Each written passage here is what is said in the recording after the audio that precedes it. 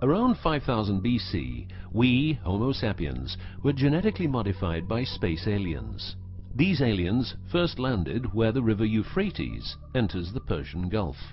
The reason is that in that area a high concentration of what is called monatomic gold is found in the seawater, while nowadays the highest concentration is found on the islands of Hawaii.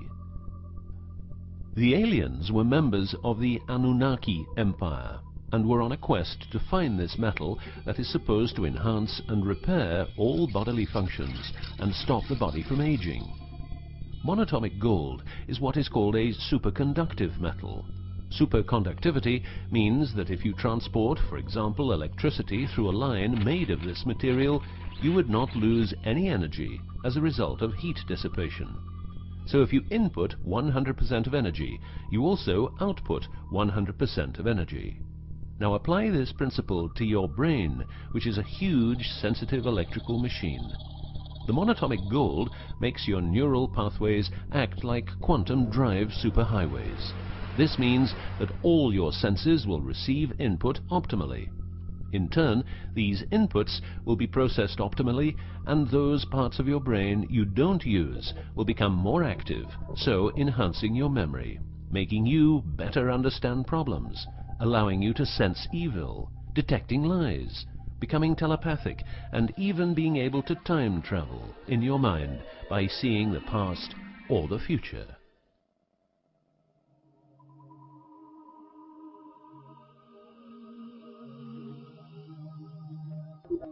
So the Annunaki, which is the name of the empire which includes races like the Saurian, or as they are called the Reptoids, the Argarians or Nordics because of their human looks, and the Greys from Zeta Reticula, were looking for monatomic gold.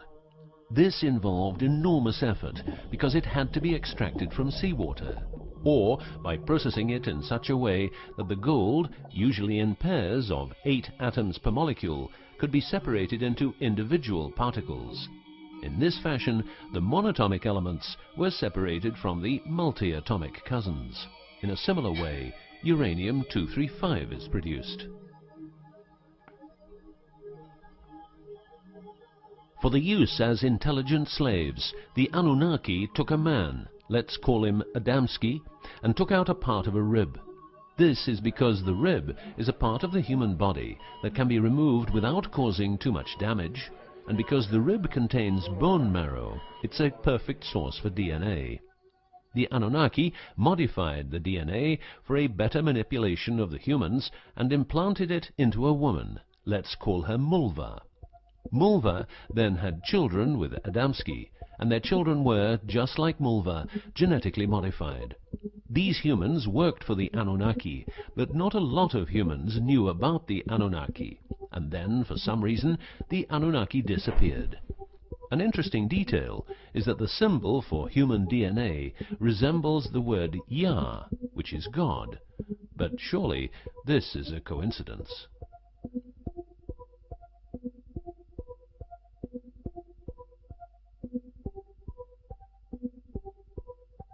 Now, some humans received part of the knowledge of the Annunaki. The last known humans were the Jewish people who carried the Ark on their journey from Egypt to the Promised Land. Before them, the Ark was in the lands of the Sumerians, Babylonians, and Tibetans. This Ark, not the Ark of Noah, was known to have powers beyond human imagination. It could levitate and deliver the fire of stars, a dangerous firework-like display of power that occurred when the monatomic elements became unstable. To make them stable again, you needed to know certain secrets, and with those secrets you could preserve the Ark and thus its powers. The humans who were close to the secrets of the Ark had long and prosperous lives. The best known was Methuselah, who lived to the age of 950. Wherever the Ark is, the culture thrives, and over the centuries it moved from Jerusalem to Rome to London, and is now supposed to be in the United States of America. The Ark always moves west, and will always keep moving west. From the very beginning, the people who own the Ark have never given it away, and great care is given to preserve the bloodline's purity of the holders of the Ark. Renowned conspiracy theorist David Icke studied the bloodline of George W. Bush. This he traced back all the way to the Sumerians, a people who lived in the southeastern part of what is now known as Iraq, where the river Euphrates meets the Persian Gulf.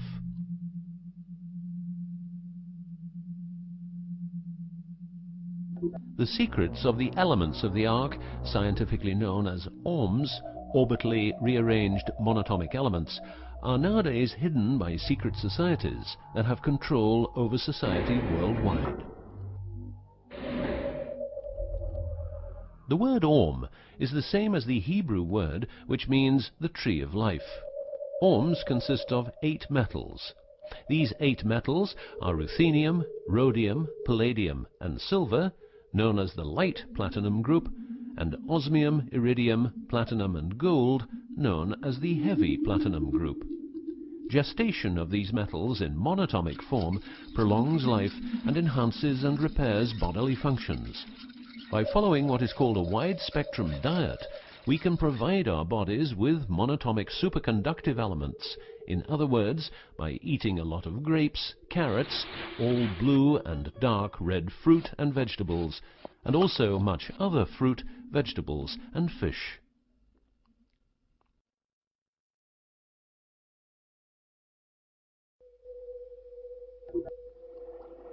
There are countless fragments of footage shot by both Russian and American astronauts, which show the vast number of lights that seem to be attracted by releases of electromagnetic energies by both the Earth and man-made objects such as satellites. In Building 8 of the Johnson Space Center in Texas, the USA, high-resolution pictures taken by satellites are photoshopped each day to remove proof of aliens. In the film The Secret NASA Transmissions, the footage, it becomes clear that astronauts have grown accustomed to these strange anomalies, and that even in 2000, an unprecedented cooperation between NASA, the Russian Space Agency, and a committee of UFO experts was formed to share knowledge on this subject. To better understand this whole story, a few revelations are in place. Everything vibrates because atoms vibrate, and that is because the subatomic particles are in harmonic resonance, a fancy word for vibration and keeping themselves in equilibrium.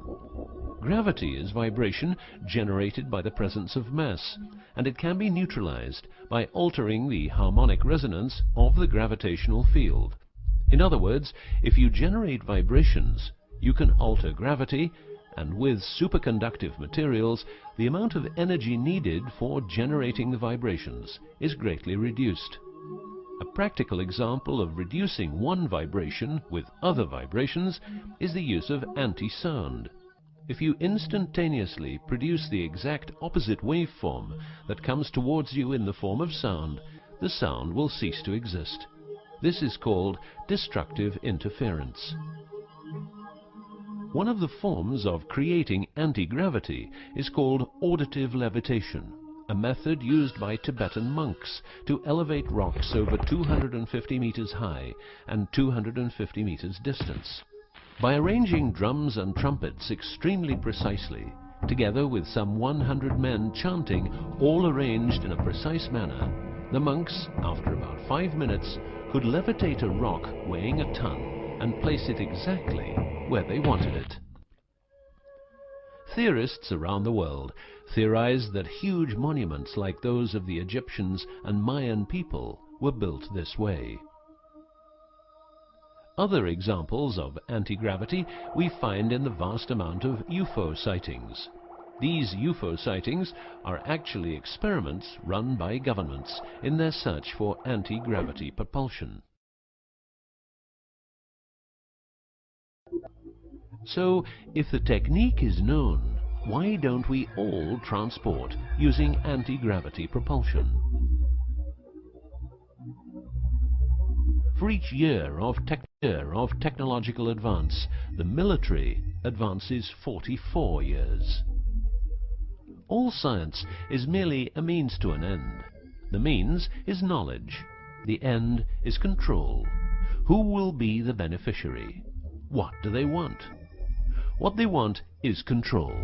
The establishment of a global economy which is totally predictable and can be manipulated in every sense. Ein Volk, ein Reich, ein Führer. What I am saying is that the vast majority of people is being controlled by the established upper class. I know this is like the plot of a bad movie, but stay with me for a minute. Anti-gravity exists. The ability for everyone to be a genius exists. Aliens exist, and much more efficient ways of producing energy exist. For example, the mighty engine, which produces the same amount of energy as a normal engine, but only using 5% of the fuel a normal engine uses. Or the PAP engine, which without fuel, only driven by the power of zero-point energy and a small amount of noble gases, can deliver 500 horsepower for a period of 10 years.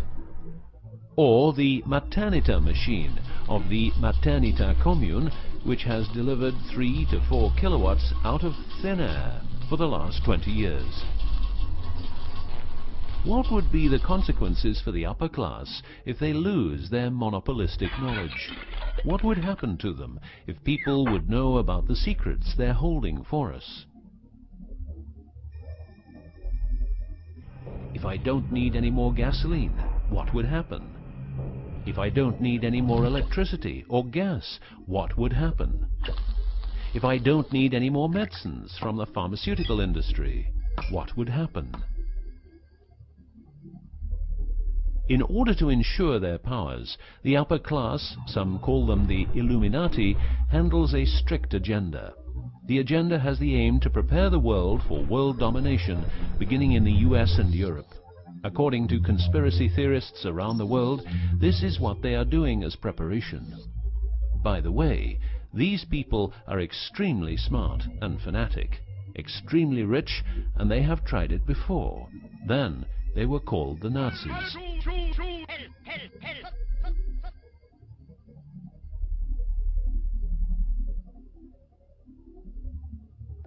Although what you are going to see and hear sounds very peculiar, remember that a lot of people, for instance, ex-personnel of the US and UK armed forces, have been brutally murdered for making their information public.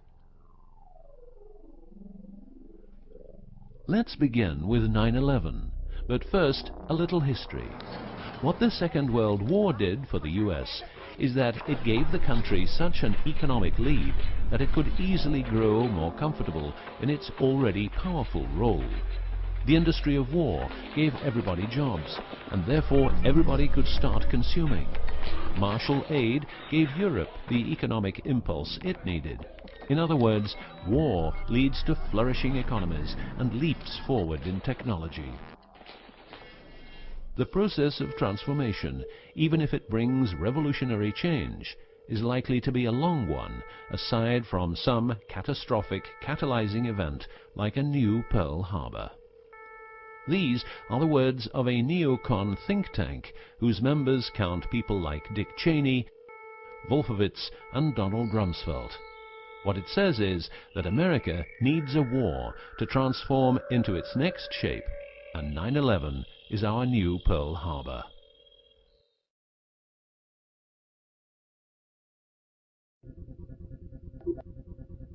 In the manipulation of people, one of the strongest weapons is to make people believe someone else did it. What I'm trying to say is that the US government is trying to make the people believe Osama did it.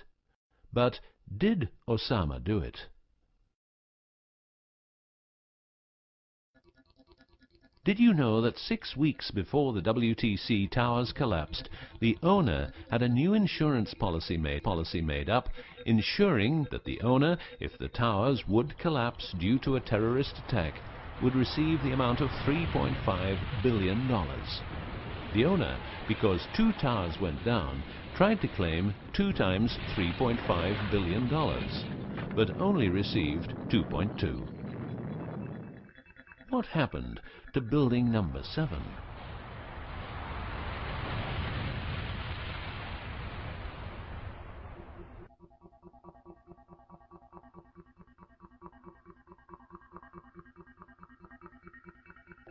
In order to control people who can be a hazard to the bad guys have control of a number of tools. One of these tools is the remotely operated electromagnetic frequency weapon. These use microwave, ELF, extremely low frequencies, and acoustic frequencies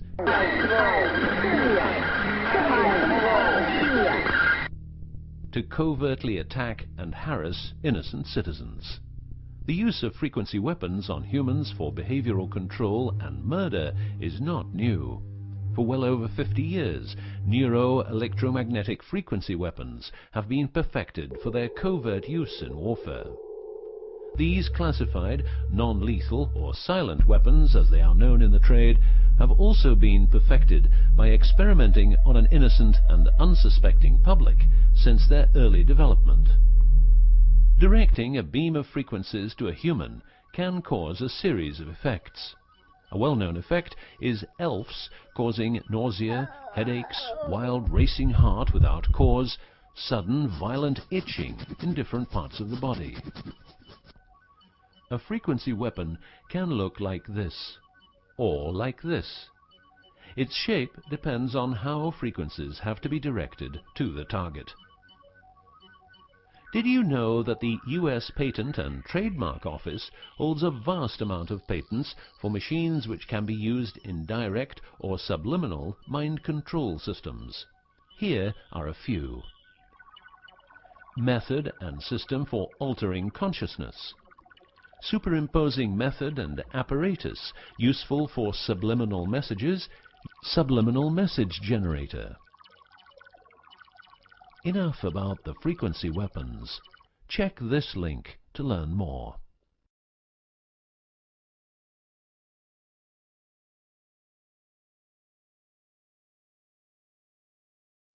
You will realize that to control people, you have to know what they are communicating.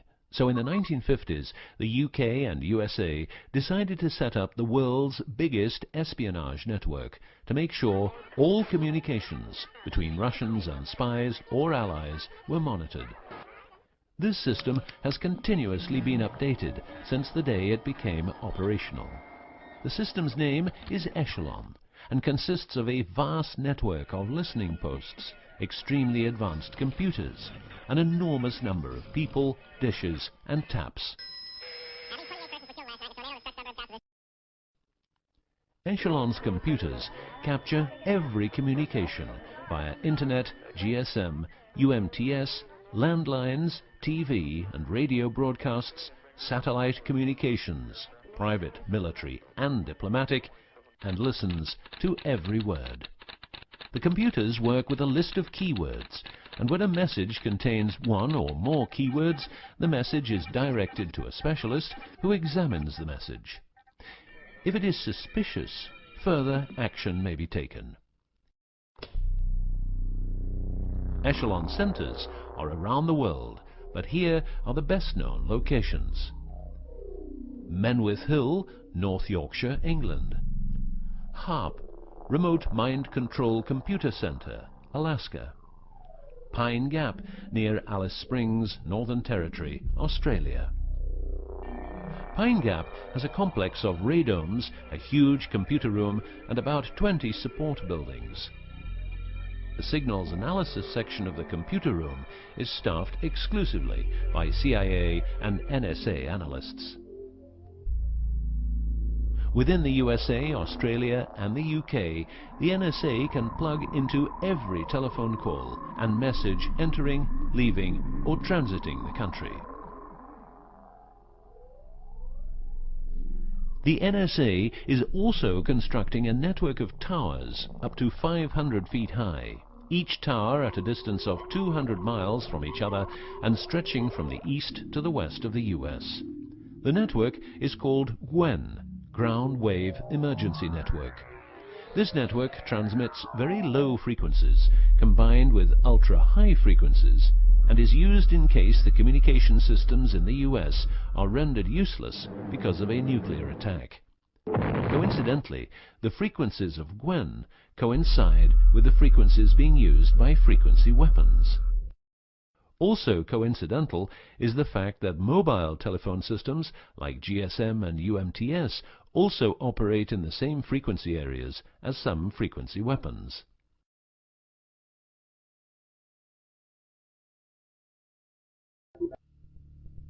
To further prepare for global domination, the secret US government, led by the corrupt holders of the Ark, also known as the Illuminati, or the New Global Union, or the New World Order, or just plain Nazis using the Eye of Lucifer as their symbol, has started building since the 1940s large bases with every commodity you can think of.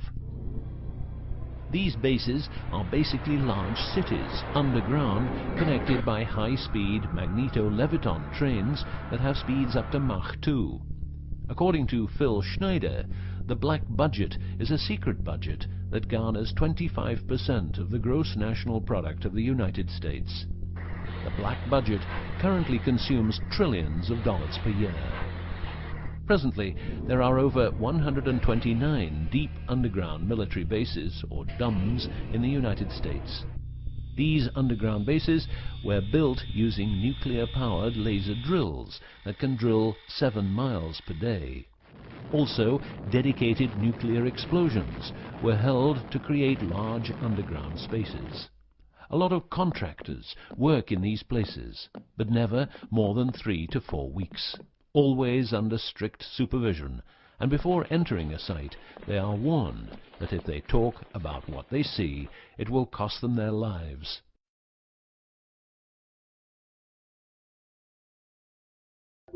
As mentioned, men are the result of a genetic modification by space aliens. These aliens have been on Earth for a long time and lived in large underground cities all over the world.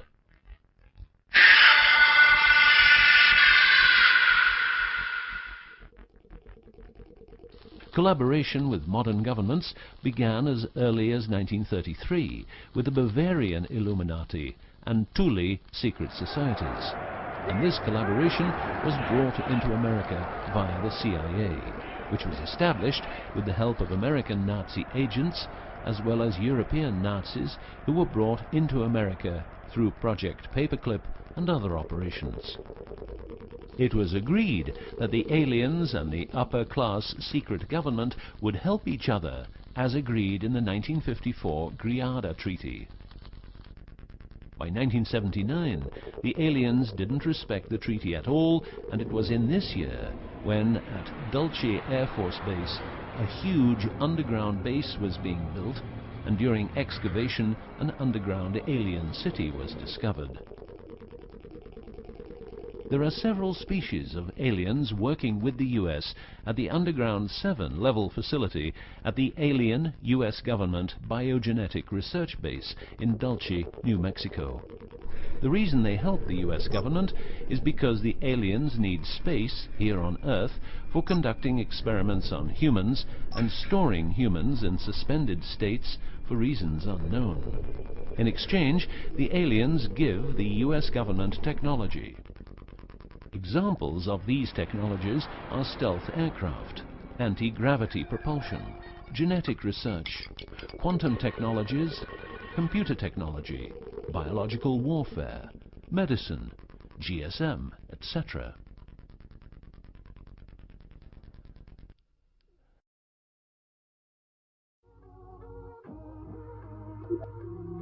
The greatest weapon the devil has is the disbelief people have in him. The devil represents evil, and those who want to dominate are the evil ones because they keep their knowledge from saving lives and improving the world. Instead, the evil ones will make the people more docile and stupid, using more tricks in order to achieve their goal, which is world and universal domination. The story of the aliens seems so unreal that, like the devil, it is subject to ignorance and ridicule, and that is its greatest weapon.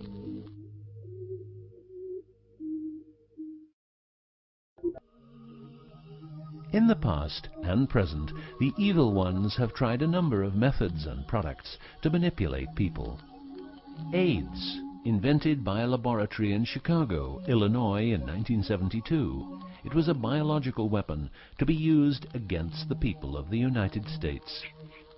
Second, the US government has a Tesla device to generate earthquakes. NASA only landed on the moon once. Almost 90% of drugs trafficking is organized by the biggest secret services in the world, like CIA, NSA, MI5, MI6, and so on. Since the US is in Afghanistan, poppy production has reached an all-time high, and never has there been so much heroin on the market. People who don't need drugs needn't worry. Their needs are covered by the pharmaceutical industry. The global warming story is a hoax. The Earth is warming up, but not as a result of CO2 produced by man, but because the cycle of the Earth is just like it is. Remember that 10,000 years ago, the whole northern part of the world was covered in ice. It's what we call an ice age.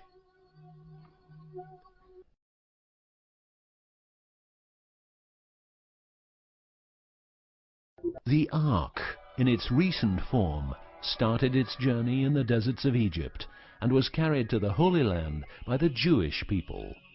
In Jerusalem, the Ark started its journey around the world heading west. Everywhere the Ark has been, one or more obelisks are erected as a symbol of establishment.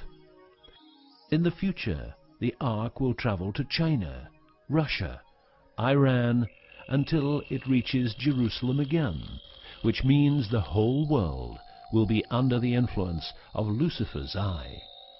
That will be the moment the Annunaki Empire will settle and rule Earth uncovertly. On many important sites in the world, buildings carrying symbols of Lucifer's return are common. The best-known example is the Pentagon, which suggests a pentagram referring to the Jewish symbolism and the symbolism of the Ark. Another example is the Israeli High Court. It's a building with dozens of satanic and secret symbols. Like the eye of Lucifer, an inverted cross you can walk on. Its numerical anomalies. It was built in exactly 750 days. Used exactly 250,000 stones, all hand-laid, and was funded by the Rothschilds, the founders of the central banks and the World Bank.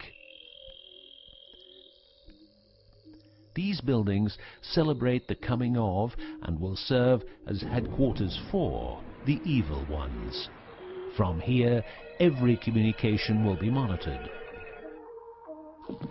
The underground cities will then be used as detention camps, where the bodies of resistance people will be converted into soulless zombies. The army of the NWO and its intelligence agencies will be able to track and trace everybody on Earth and influence their opinions or simply dispose of them. Socially, everybody will be watched by their neighbors and friends and mobbed if they have different opinions. The rich, richer and smarter, the poor, poorer and dumber, will support the pyramid with Lucifer's eye on top, as it has always been. This will be the future, and the future is now.